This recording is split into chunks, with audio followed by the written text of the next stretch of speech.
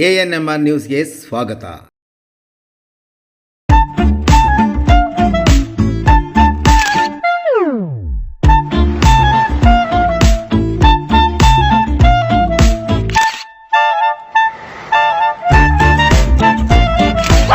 आप कितना भी ऑफ सेंटर रहे, फैन रहे हमेशा centre of attraction. Crompton fans की ब्यूटी बनाए हर सेल्फी को पिक्चर परफेक्ट.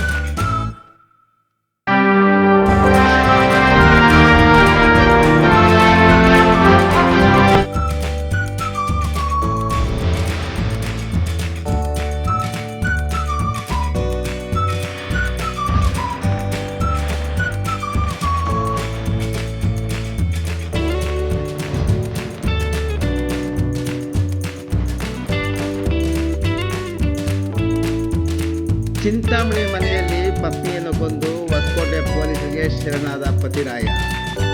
ಚಿಂತಾಮಣಿ ನಗರದ ಸೊಳ್ಳೆಶೆಟ್ಟಹಳ್ಳಿ ಬಡಾವಣೆಯ ಆದಿನಾರಾಯಣ ಸ್ವಾಮಿ ದೇವಸ್ಥಾನ ಪಕ್ಕದಲ್ಲಿರುವ ಪೋಸ್ಟ್ ಸತ್ತಾರ್ ಸಾಬ್ ರಸ್ತೆಯ ಬಾಡಿಗೆ ಮನೆಯಲ್ಲಿ ವಾಸವಿದ್ದ ಆಸಾಮಿಯೊಬ್ಬ ಕಳೆದ 3 ದಿನಗಳ ಹಿಂದೆ ಪತ್ನಿಯನ್ನು ಕೊಲೆ ಮಾಡಿ ಮನೆಗೆ ಬೀಗ ಹಾಕಿಕೊಂಡು ಹೋದ ವ್ಯಕ್ತಿ ಯುಗಾದಿ ಹಬ್ಬದ ದಿನವಾದ ಇಂದು ಹೊಸಕೋಟೆ ಪೊಲೀಸರಿಗೆ ಶರಣಾಗಿರುವ ಘಟನೆ ನಡೆದಿದೆ.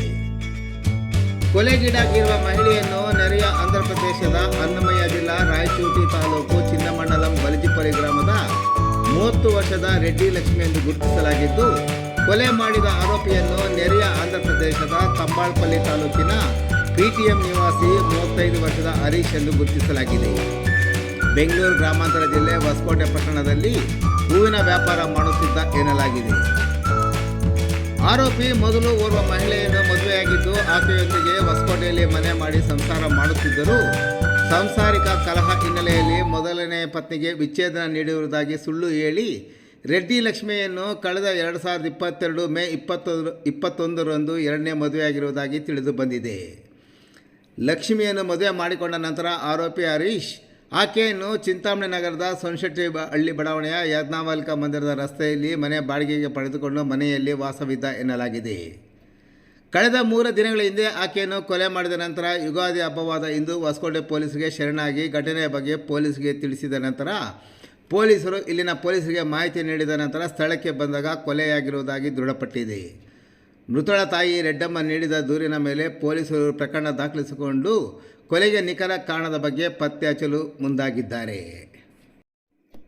ಇನ್ನು ವಿಷಯ ತಿಳಿದ ಕೂಡಲೇ ಸ್ಥಳಕ್ಕೆ ಚಿಂತಾಮಣಿ ಉಪವಿಭಾಗದ ಡಿವೈಎಸ್ಪಿ ಪಿ ಮುರಳೀಧರ್, ನಗರ ಠಾಣೆಯ ಪೊಲೀಸ್ ಇನ್ಸ್ಪೆಕ್ಟರ್ ವಿಜಯ್ ಕುಮಾರ್ ಸೇರಿದಂತೆ ಅಪರಾಧ ದಳದ ಸಿಬ್ಬಂದಿ, PSI ಮತ್ತಿತರರು ಭೇಟಿ ನೀಡಿ ಪರಿಶೀಲನೆ ನಡೆಸಿ ಮುಂದಿನ ಕ್ರಮ ಕೈಗೊಂಡಿದ್ದಾರೆ.